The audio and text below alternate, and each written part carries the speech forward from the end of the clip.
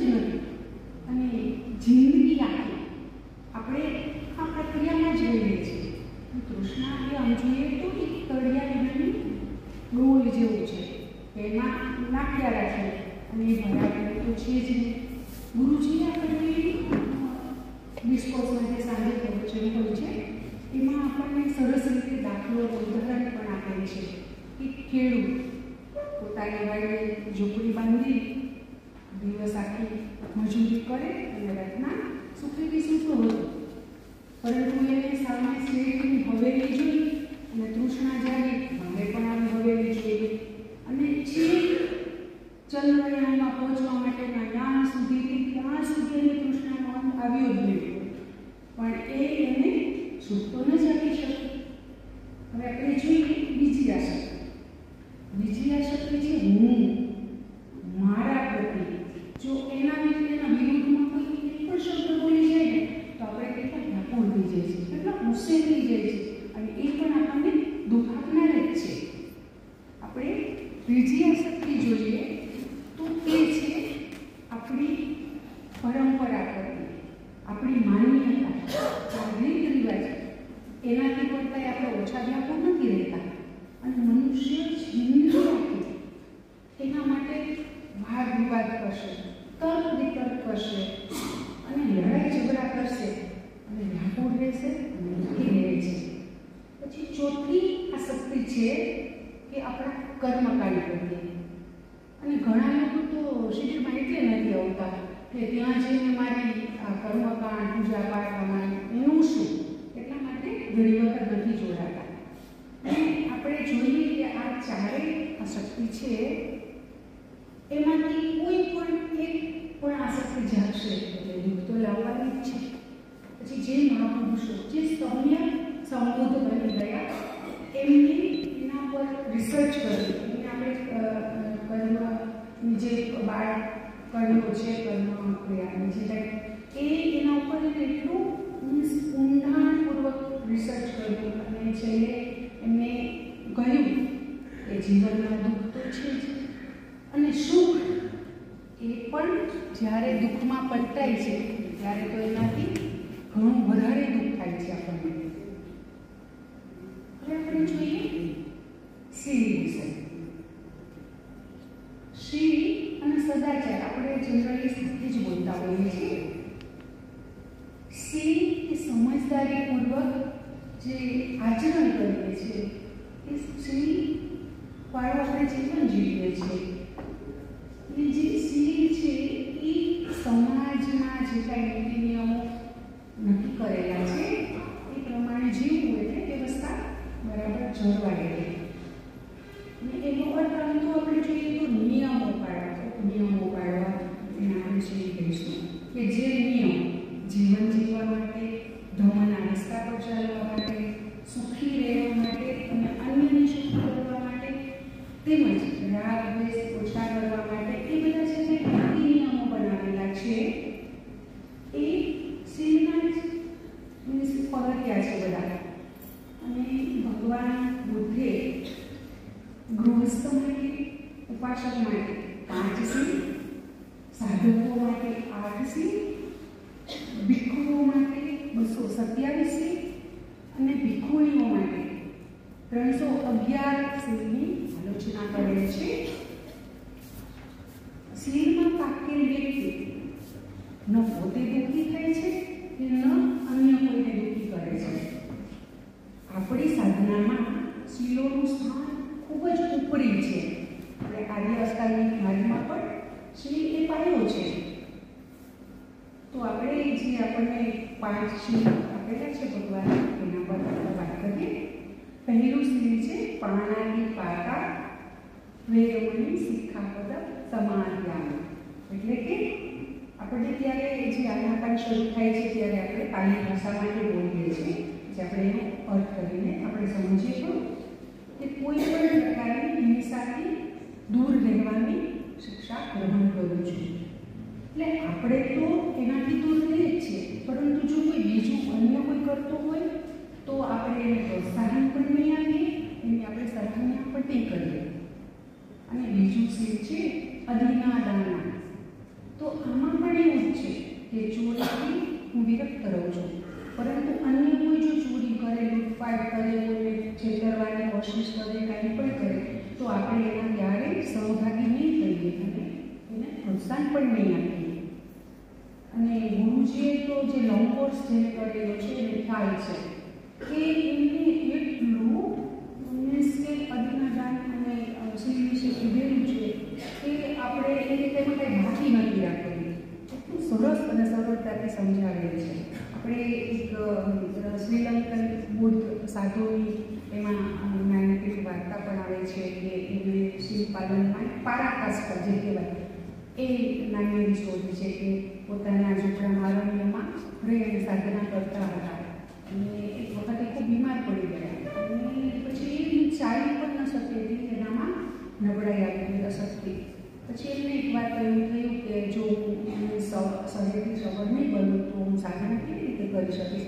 એટલે ધીમે ધીમે એ ગામ તરફ ભિક્ષા માટે જાય છે અને રસ્તામાં ઢળી પડે છે અને એવી જગ્યાએ એ ઢળી પડે છે કે ત્યાં આંબા પરથી ઘણી બધી કેરીઓ નીચે પડેલી હોય છે અને છતાં પણ એ લેતા નથી. તો થોડી વારમાં એ વાડીનો માલિક ખેડૂત છે આવે છે અને પૂછે છે, હે મહાત્મા તમે આટલા બધા દૂર પર છો, ભૂખ્યા છો, તો આમાંથી કેરી કેમ ન કાઢી? પછી એ પોતાના સિંહની વાત કરે છે અને ખેડૂત એટલો ગળગળો થઈ જાય છે કે એ વૃદ્ધ ભીખુને પોતાની પીઠ પર લાદી અને એના નિવાસસ્થાને મૂકવા જાય છે. એ દરમિયાન વૃદ્ધ ભીખુ પણ એના જે પુણ્ય કાર્ય છે યાદ કરે છે. યાદ કરતાં કરતાં છોટા પણ બની જાય છે, દાદાને બની જાય છે, અનાગામી અને ત્યાં પહોંચાડી અને કિસાન કહે છે કે હવે મહાત્મા તમે જ્યાં સુધી સ્વસ્થ ન થાઓ ત્યાં સુધી ભોજન પહોંચાડવાની જવાબદારી મારી. અને ભીખુ યાદ કરે છે કે જો મારો દીકરો હોત કે મારે કોઈ સગા સંબંધી હોત એ પણ મારી આટલી સેવા ન કરે તો શ્રી મીન્સ કે અદિનાદાન આપણે જો બરાબર એનું આચરણ કરીએ તો કેટલું મોટું પુણ્ય છે. પછી હું જોઈએ તો અબ્રહ્મચર્ય દેહાથી વિરક્ત રહું છું. આ સ્ત્રી ઘણી વખત છે ને સાધક દંપતીમાં ખૂબ જ ભ્રમ પેદા કરે છે.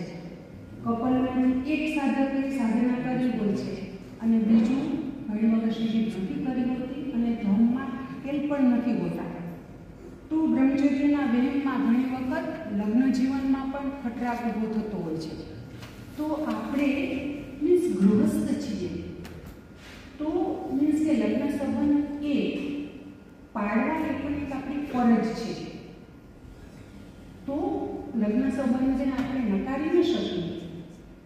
બ્રહ્મચર્ય પાળવું એટલે કે લગ્નોત્તર સંબંધથી આપણે વિરક્ત કરીએ અને મીન્સ આપણે સહચર્યને એટલી છૂટ પણ ન આપીએ અને એટલું દમન પણ ન કરીએ. સાધનામાં પરિપક્વ થતાં સહજતાથી પરસ્પરની સહમતિથી જો બ્રહ્મચર્ય આપણે પાળી શકીએ તો એ સ્વીકાર્ય છે. પરંતુ દમન કરવાથી તો બીજા પણ પ્રશ્નો ઉદ્ભવી શકે છે. માટે શ્રી સહજતાથી પાળી શકીએ એ મહત્વનું છે. પછીનું છે મુસાવાદા મેળવીને અસત્ય બોલવાથી દૂર રહેવાની શિક્ષા ગ્રહણ કરું છું. એટલે આ આપણે સાધકોને આપણે બહુ સારી રીતે લાગુ પડે છે કે વાણીનું કર્મ. વાણી એ એવી છે કે ઘણી વખત આપણે હથિયારથી કોઈને ન મારીએ પણ કટુ વાણીથી આપણે ઘણી વખત દુશ્મનાવટ આપણે ઓહોળી લેતા હોઈએ છીએ. તો આપણે જ્યારે કોઈ સેન્ટર પર જઈએ ત્યારે આ વાતનું ખાસ ધ્યાન રાખીશું કે જો આપણે એક શબ્દ બોલવાની જરૂર પડે તો આપણે વાક્યનો ઉપયોગ કરવો જોઈએ. તો જે આપણે તપોભૂમિ પર જે આપણા વાણી નિષ્કર્મ તો એનું ખૂબ મોટું ફળ મળે છે. કુશળ કર્મ એવી જ રીતે આપણે કુશળ કર્મ કરીએ તો પણ આપણને એનું ખૂબ મોટું આપણને ફળ મળે છે. તો આ બાબત પણ આપણે કરીશું.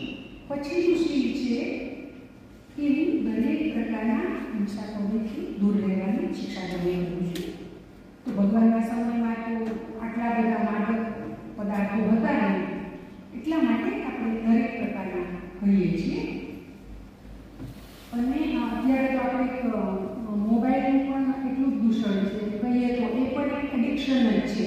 ઘણી વખત આપણે બધાને ખ્યાલ છે કે વધારે પડતો ઉપયોગ એક એડિક્શન બની જતો હોય છે.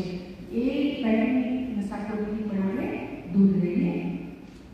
અને ભગવાનની મીન્સ ઘણા આપણે એનો મહિમા, શ્રીનો મહિમા અને એની એટલી બધી પ્રશંસા કરેલ છે કે એમને ઉપરી સ્થાને મૂકેલ છે. વારિક અને ચારિક બંને મજબૂત રહેવા જોઈએ. ભગવાને કહ્યું છે કે યથાવાદી તથાકારી, તથાવાદી તથાકારી. અને મીન્સ જે વાણીમાં છે એ જ વર્તનમાં હોય. અને શીલ ધર્મનો આધાર છે. આપણે ગુરુજીના દોહા કેટલા બધા છે શીલ પર, કે શીલ ધર્મની હે, શીલ સમાધિ જ્ઞાન, શીલ ધર્મ પાલન. એટલા બધા આપણને સવારમાં ગુરુજી દોહાના રૂપમાં સરસ રીતે રોજ આપી દે છે કે આપણને શીલ ક્યારે વિસરાય નહીં. હવે આપણે જોઈએ તેનો મહિમા, શીલનો મહિમા અને શીલના ફાયદાઓ. મનુષ્ય સ્વાર્થી પ્રાણી છે, એમને કાંઈ કાયદો ન થાય તેનું પાલન ન કરે તો આપણે જોઈએ. જેવી રીતે મૈત્રીના 11 ફાયદા છે, એવી જ રીતે શીલ પાલન કરવાના એનાથી 3 ગણા વધારે ફાયદા છે. તો એક તો જે શીલ પાલન કરે છે એ વ્યક્તિ જીવનની જે મુખ્ય જરૂરિયાતો છે એને આસાનીથી મળી જાય છે. એ વ્યર્થ ખર્ચમાંથી બચી જાય છે અને અઢળક ધન સંપત્તિના માલિક બને છે. આ ઉપરાંત એને દેવી સંપત્તિ, ભૌતિક સંપત્તિ પણ વિનામૂલ્યે મળી જાય છે. આ ઉપરાંત જે મહત્વની છે નિર્વાણિક સંપત્તિ એ પણ ઉપલબ્ધ તેને થાય છે, આસાનીથી ઉપલબ્ધ થાય છે અને શરીર સુખ સાથે જોડાયેલું છે. અને ચારેય દિશામાં તેની કીર્તિ પ્રાપ્ત થાય છે. નિર્ભયપણે તે સભામાં અને સમૂહમાં તેમજ મિત્ર વર્તુળમાં એ બોલી શકે છે. અને મૃત્યુ સમયે એ સજગતાથી પૂર્ણ સજગ રહીને એ શાંતિપૂર્વક દેહ છોડે છે અને એમની સદગતિ થાય છે. શીલ સમાધિનું પાલન છે. શીલ પાલનથી કરુણા, મૈત્રી, દાનની વગેરેની ભાવના પણ એકદમ વધી જાય છે. શીલ પાલકને, જે શીલ પાલન કરે છે એવી વ્યક્તિને ધર્મવાન, શીલવાન, સદગુણી, પરિપક્વ એવા કલ્યાણ મિત્રો આસાનીથી મળી જાય છે. કેમ કે જે વ્યક્તિ જેવી છે એને બીજા ખેંચાઈ એની પાસે આવવાના જ છે. શીલ બધા ધર્મોમાં અગ્રસ્થાને, ઉચ્ચ સ્થાને છે. કેમ કે કોઈ પણ ધર્મ એવું નથી કહેતું કે શીલ પાલન દરેકનું એક મુખ્ય હેતુ છે કે શીલ પાલન કરવું જ જોઈએ. અને તેનાથી સંયમ રહે છે, પરસ્પરના સંબંધો સુધરે છે અને પવિત્રતા પણ એટલી જ રહે છે. શીલ પાલન કરે એ લોકો અતિ પ્રસન્ન રહે છે, ખૂબ જ એને આળસ થવાથી પણ દૂર રહે છે. શીલવાન ક્યારેય ખરાબ વર્તન ન કરી શકે. શા માટે? એની પાસે શીલની લક્ષ્મણ રેખા છે. શીલ એવું તીર્થ સ્થાન છે કે જ્યાં બધા દુષ્કર્મોની સફાઈ થાય છે, બધાનો મેળ દૂર થાય છે. શીલ એવું સ્થાન છે કે જ્યાંથી નિર્વાણનો માર્ગ શરૂ થાય છે. શીલ જે આપણા વિકારો છે એના સમૂહને પરાસ્ત કરવાનું અને દૂર કરવાનું ધારદાર હથિયાર છે. શીલ જે આપણા ધર્મમાં બધા છે ભાઈઓ બહેનો એનું મહાનનું આભૂષણ છે અને રક્ષા કવચ પણ છે. ભવસાગર પાર કરવા માટેનો એક હેતુ, સેતુ, પુલ છે. શીલ એવી શ્રેષ્ઠતમ સુગંધ છે કે એનો ભમરાટ, એની સુવાસ છે દેવલોક સુધી, સ્વર્ગમાં પહોંચે છે. મુક્તિના માર્ગ પર શીલ જ સર્વશ્રેષ્ઠ છે, અગ્રસ્થાને છે અને પ્રમુખ સ્થાને છે. શીલવાન લોકો મૃત્યુ બાદ એક તો મનુષ્ય લોકમાં જન્મે છે અથવા તો દેવલોકમાં એનો જન્મ થાય છે. તેની દુર્ગતિ ક્યારે નથી થતી. એ ક્યારે અન્યની હાનિ કરતા નથી. વાણી મધુર હોવાથી, જે શીલવાન વ્યક્તિ છે એની વાણી ખૂબ જ મધુર હોય છે, તો એમના સંબંધો પણ ખૂબ જ મીઠાશ ભરેલા રહે છે. અને શીલમાં પરિપક્વ જ સમાધિ પરિપક્વ બને છે અને સમાધિમાં પરિપક્વ છે એ જ પ્રજ્ઞામાં પરિપક્વ બને છે અને પ્રજ્ઞા વિના નિર્વાણ તો અશક્ય છે. સિંહ જીવનમાં ઉતરે એ આપણે ઘણી વખત જોઈએ, આપણે મનગમતી પ્રવૃત્તિ કરતા હોય તો આપણે કેટલી સરળતાથી